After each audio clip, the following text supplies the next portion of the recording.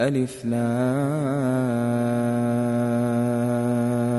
را تلك آيات الكتاب المبين إنا أنزلناه قرآنا عربيا لعلكم تعقلون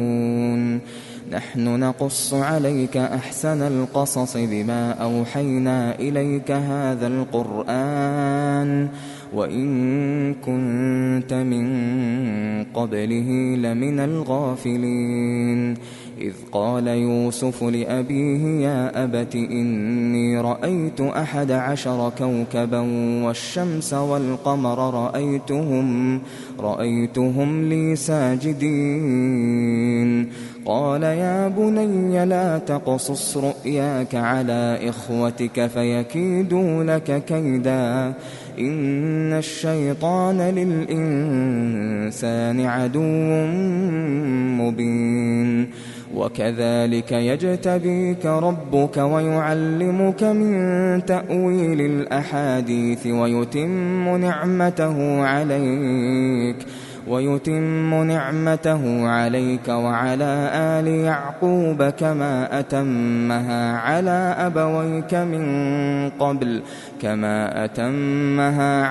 أبويك من قبل إبراهيم وإسحاق إن ربك عليم حكيم لقد كان في يوسف وإخوته آيات للسائلين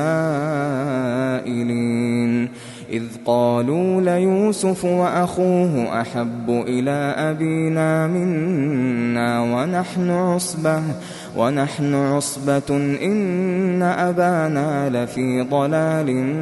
مبين اقتلوا يوسف أو اطرحوه أرضا يخل لكم وجه أبيكم وتكونوا من بعده قوما صالحين قال قائل منهم لا تقتلوا يوسف وألقوه في غيابة الجب يلتقطه بعض السيارة إن كنتم فاعلين قالوا يا أبانا ما لك لا تأمنا على يوسف وإنا له لناصحون أرسله معنا غدا يرتع ويلعب وإنا له لحافظون قال إني ليحزنني أن تذهبوا به وأخاف أن يأكله الذئب وأنتم عنه غافلون قالوا لئن أكله الذئب ونحن عصبة إنا إذا لخاسرون فلما ذهبوا به وأجمعوا أن يجعلوه في غيابة الجب وأوحينا إليه لتنبئنهم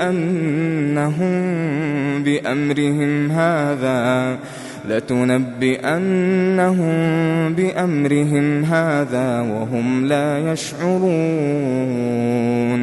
وجاءوا أباهم عشاء يبكون قالوا يا أبانا إنا ذهبنا نستبق وتركنا يوسف عند متاعنا فأكله الذئب وما أنت بمؤمن لنا ولو كنا صادقين وجاءوا على قميصه بدم كذب قال بل سولت لكم أنفسكم أمرا فصبر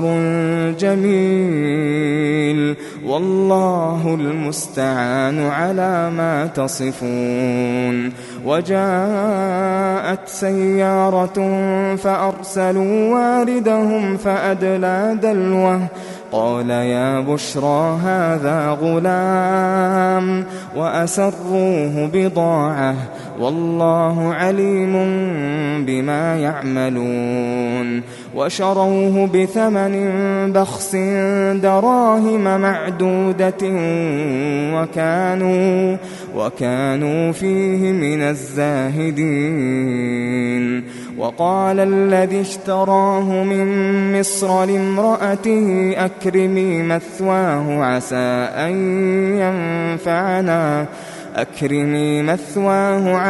أن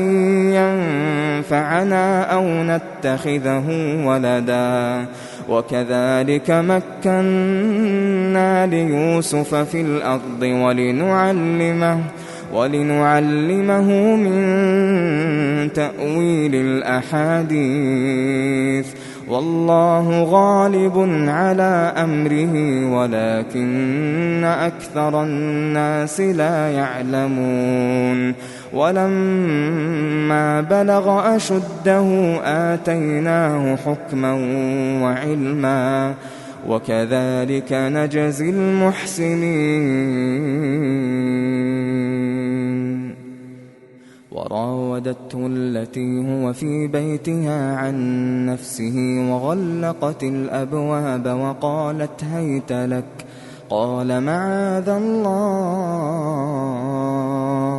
قال معاذ الله إنه ربي أحسن مثواي إنه لا يفلح الظالمون ولقد همت به وهم بها لولا أن رأى برهان ربه كذلك لنصرف عنه السوء والفحشاء إنه من عبادنا المخلصين واستبق الباب وقدت قميصه من دبر وألف يا سيدها لدى الباب قالت ما جزاء من أراد بأهلك سوءا إلا أن يسجن أو عذاب أليم قال هي راودتني عن نفسي وشهد شاهد من أهلها إن كان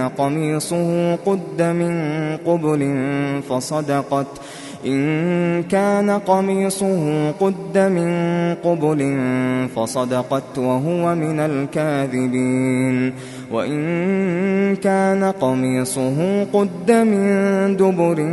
فكذبت وهو من الصادقين فلما رأى قميصه قد من دبر قال إنه من كيدكن إن كيدكن عظيم يوسف أعرض عن هذا واستغفري لذنبك إنك كنت من الخاطئين وقال نسوة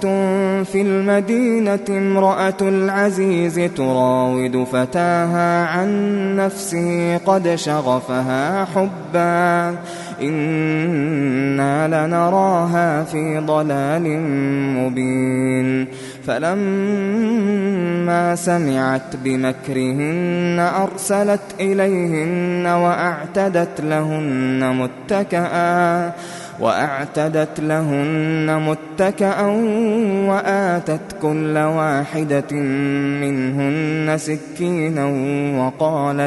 وقالت اخرج عليهن فلما رأينه أكبرنه وقطعن أيديهن وقلن حاش لله ما هذا بشرا إن هذا إلا ملك كريم قالت فذلكن الذي لمتنني فيه ولقد راودته عن نفسه فاستعصم ولئن لم يفعل ما آمره ليسجنن وليكون من الصاغرين قال رب السجن أحب إلي مما يدعونني إليه وإلا تصرف عني كيدهن أصب إليهن وأكن من الجاهلين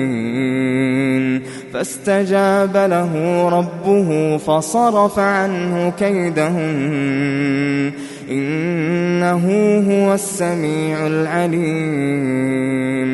ثم بدا لهم من بعد ما رأوا الآيات ليسجننه حتى حين ودخل معه السجن فتيان قال أحدهما إني أراني أعصر خمرا وقال الآخر إني أراني أحمل فوق رأسي خبزا تأكل الطير منه نبئنا بتأويله إنا نراك من المحسنين قال لا يأتيكما طعام ترزقانه إلا نبأتكما بتأويله قبل أن يأتيكما ذلكما مما علمني ربي إني تركت ملة قوم لا يؤمنون بالله وهم بالآخرة هم كافرون واتبعت ملة آبائي إبراهيم وإسحاق ويعقوب ما كان لنا أن نشرك بالله من شيء ذلك من فضل الله علينا وعلى الناس ولكن أكثر الناس لا يشكرون يا صاحبي السجن أأرباب متفرقون خير أم الله الواحد القهار ما تعبدون من دونه إلا أسماء سميتموها أنتم وآباؤكم ما أنزل الله بها من سلطان إن الحكم إلا لله أمر ألا تعبدوا إلا إياه ذلك الدين القيم ولكن أكثر الناس لا يعلمون يا صاحبي السجن أما أحدكما فيسقي ربه خمرا وأما الآخر فيصلب فتأكل الطير من رأسه قضي الأمر الذي فيه تستفتيان وقال للذي ظن أنه ناج منهما اذكرني عند ربك فأنساه الشيطان ذكر ربه فلبث في السجن 9 سنين وقال الملك إني أرى 7 بقرات سمان يأكلهن 7 عجاف و7 سنبلات خضر وأخر يابسات يا أيها الملأ أفتوني في رؤياي إن كنتم للرؤيا تعبرون قالوا أضغاث أحلام وما نحن بتأويل الأحلام بعالمين وقال الذي نجا منهما وادكر بعد أمة أنا أنبئكم بتأويله فأرسلون يوسف أيها الصديق أفتنا في 7 بقرات سمان يأكلهن 7 عجاف و7 سنبلات خضر وأخر يابسات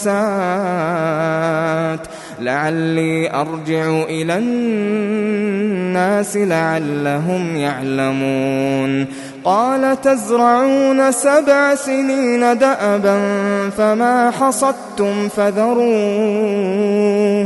فما حصدتم فذروه في سنبله إلا قليلا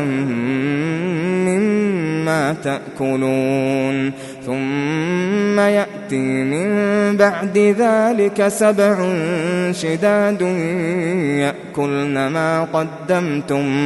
يأكلن ما قدمتم لهن إلا قليلا مما تحصنون ثم يأتي من بعد ذلك عام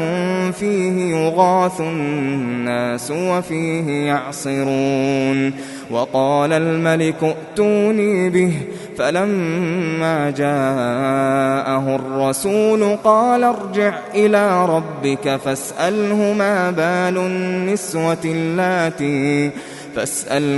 بال النسوة اللاتي قطعن أيديهن إن ربي بكيدهن عليم قال ما خطبكن إذ راوتن يوسف عن نفسه قلنا حاش لله ما علمنا عليه من سوء قالت امرأة العزيز الآن حصحص الحق أنا راودته عن نفسه وإنه لمن الصادقين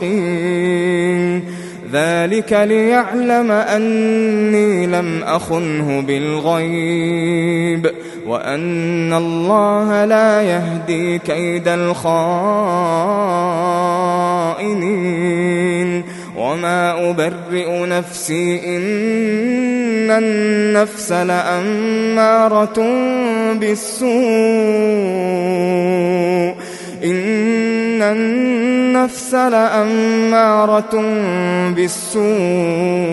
إلا ما رحم ربي إن ربي غفور رحيم وقال الملك ائتوني به أستخلصه لنفسي فلما كلمه قال إنك اليوم لدينا مكين أمين قال جعلني على خزائن الأرض إني حفيظ عليم وكذلك مكنا ليوسف في الأرض يتبوأ منها حيث يشاء نصيب برحمتنا من نشاء ولا نضيع أجر المحسنين ولأجر الآخرة خير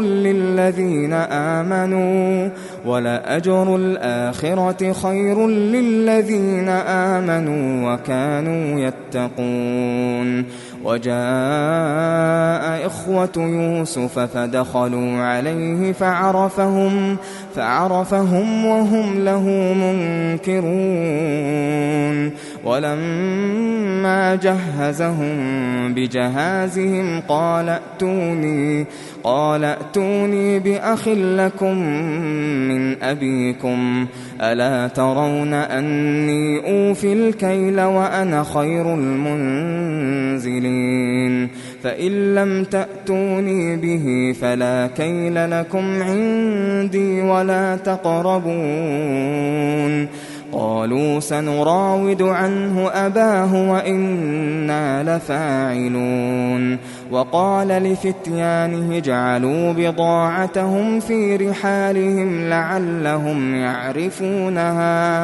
لعلهم يعرفونها إذا انقلبوا إلى أهلهم لعلهم يرجعون فلما رجعوا إلى أبيهم قالوا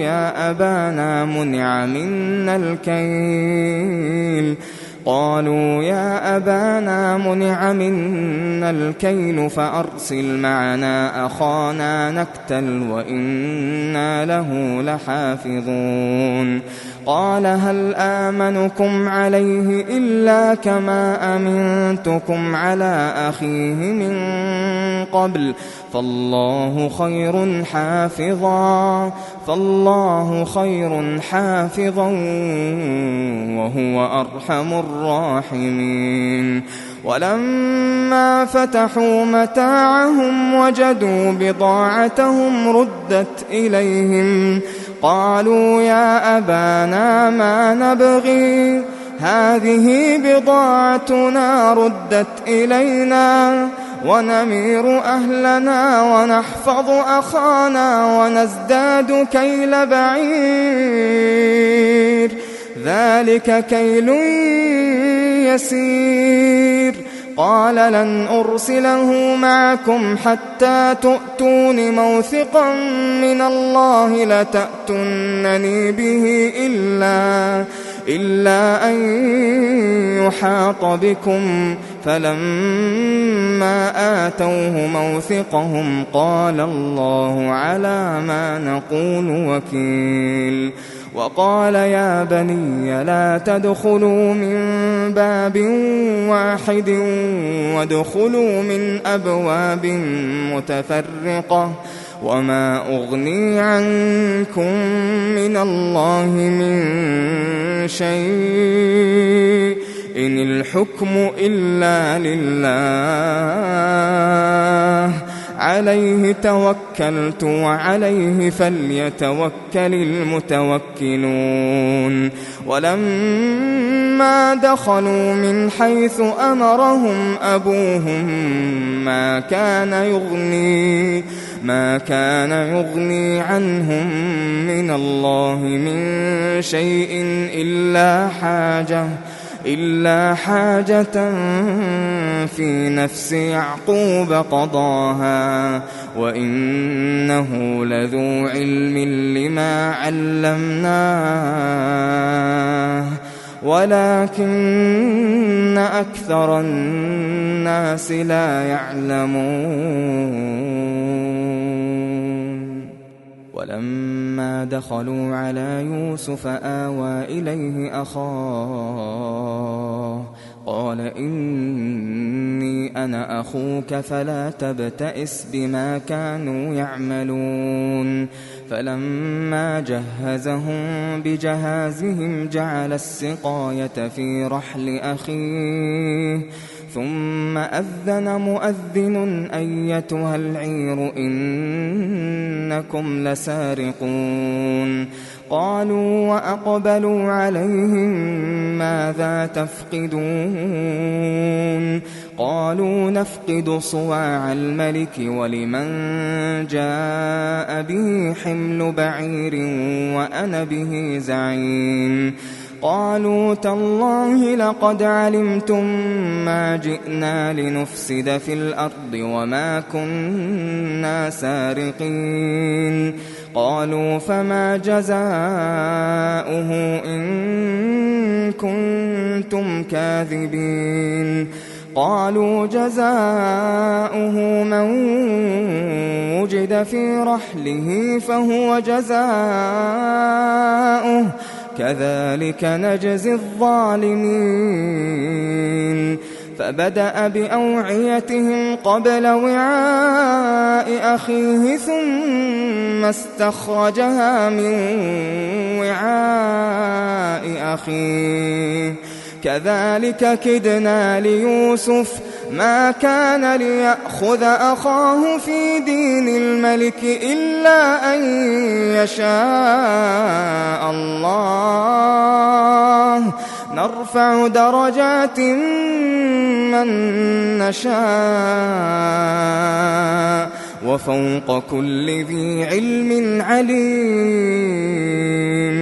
قالوا إن يسرق فقد سرق أخ له من قبل فأسرها يوسف في نفسه ولم يبدها لهم قال أنتم شر مكانا والله أعلم بما تصفون قالوا يا أيها العزيز إن له أبا شيخا كبيرا فخذ أحدنا مكانه إنا نراك من المحسنين قال معاذ الله أن نأخذ إلا من وجدنا متاعنا عنده إنا إذا لظالمون فلما استيئسوا منه خلصوا نجيا قال كبيرهم ألم تعلموا أن أباكم قد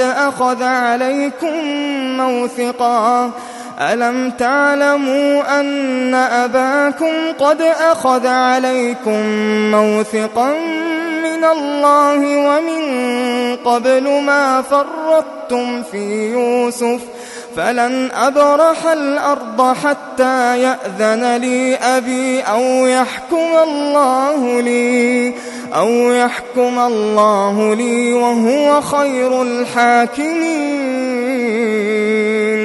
ارجعوا إلى أبيكم فقولوا يا أبانا إن ابنك سرق وما شهدنا إلا بما علمنا وما كنا للغيب حافظين واسأل القرية التي كنا فيها والعير التي أقبلنا فيها وإنا لصادقون قال بل سولت لكم أنفسكم أمرا فصبر جميل عسى الله أن يأتيني بهم جميعا إنه هو العليم الحكيم وتولى عنهم وقال يا أسفا على يوسف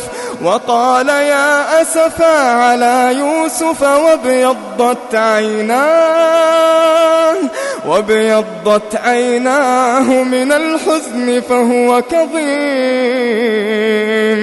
قالوا تالله تفتأ تذكر يوسف حتى تكون حرضا أو تكون من الهالكين قال إنما أشكو بثي وحزني إلى الله وأعلم من الله ما لا تعلمون يا بني يذهبوا فتحسسوا من يوسف وأخيه ولا تيأسوا من روح الله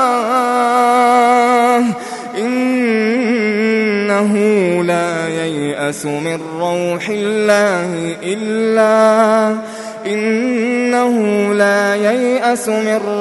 الله إلا القوم الكافرون فلما دخلوا عليه قالوا يا أيها العزيز مسنا وأهلنا الضر وجئنا ببضاعة مزجاة فأوف لنا الكيل وتصدق علينا إن الله يجزي المتصدقين قال هل علمتم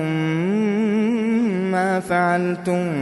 بيوسف وأخيه إذ أنتم جاهلون قالوا أئنك لأنت يوسف قال أنا يوسف وهذا أخي قد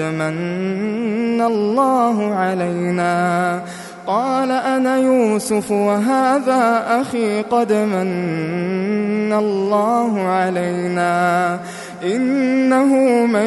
يتق ويصبر فإن الله لا يضيع أجر المحسنين. قالوا تالله لقد آثرك الله علينا وإن كنا لخاطئين. قال لا تثريب عليكم اليوم يغفر الله لكم وهو أرحم الراحمين. اذهبوا بقميصي هذا فألقوه على وجه أبي يأت بصيرا وأتوني بأهلكم أجمعين. ولما فصلت العير قال أبوهم إني لأجد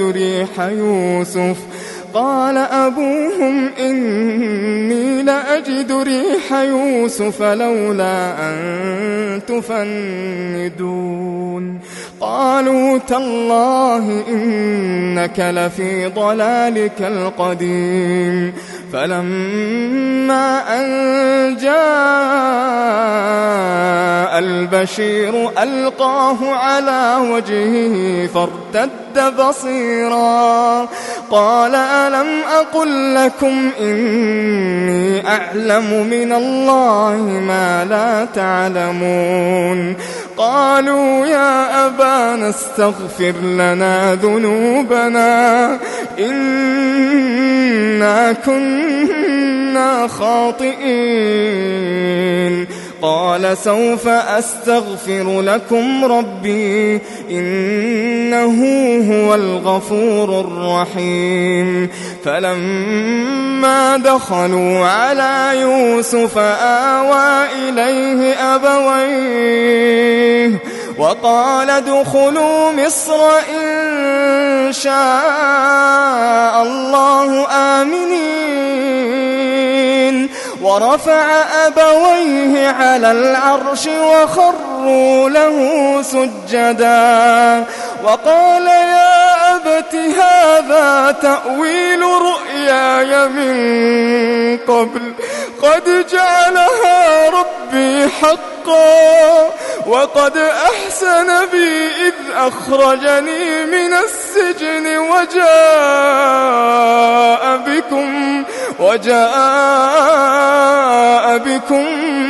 من البدو من بعد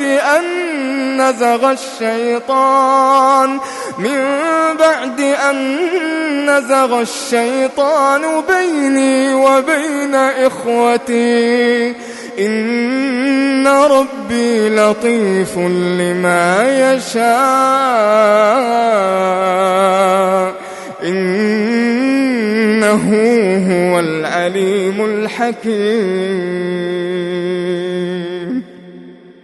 رب قد آتيتني من الملك وعلمتني من تأويل الأحاديث فاطر السماوات والأرض أنت وليي في الدنيا والآخرة توفني مسلما وألحقني بالصالحين. ذلك من أنباء الغيب نوحيه إليك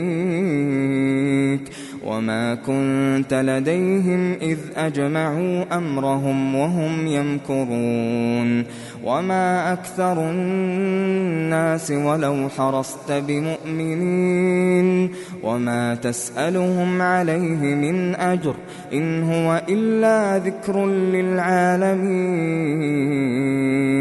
وكأين من آية في السماوات والأرض يمرون عليها وهم عنها معرضون. وما يؤمن أكثرهم بالله إلا وهم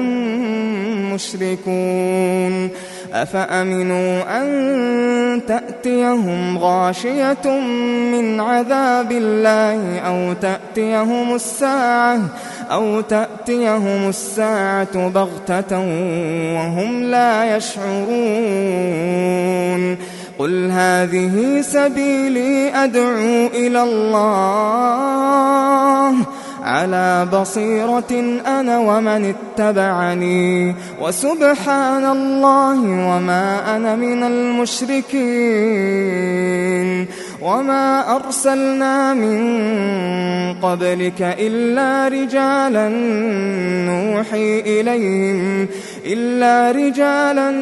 نوحي إليهم من أهل القرى أفلم يسيروا في الأرض فينظروا كيف كان عاقبة الذين من قبلهم ولدار الآخرة خير للذين اتقوا أفلا تعقلون حتى إذا استيأس الرسل وظنوا أنهم قد كذبوا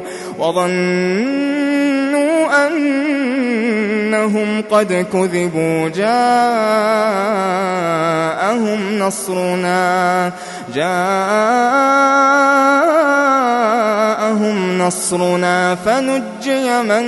نشاء ولا يرد بأسنا عن القوم المجرمين لقد كان في قصصهم عبرة لأولي الألباب ما كان حديثا يفترى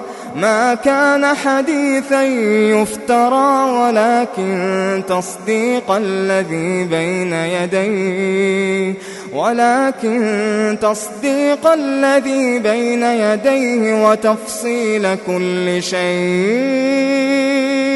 وتفصيل كل شيء وهدى ورحمة لقوم يؤمنون.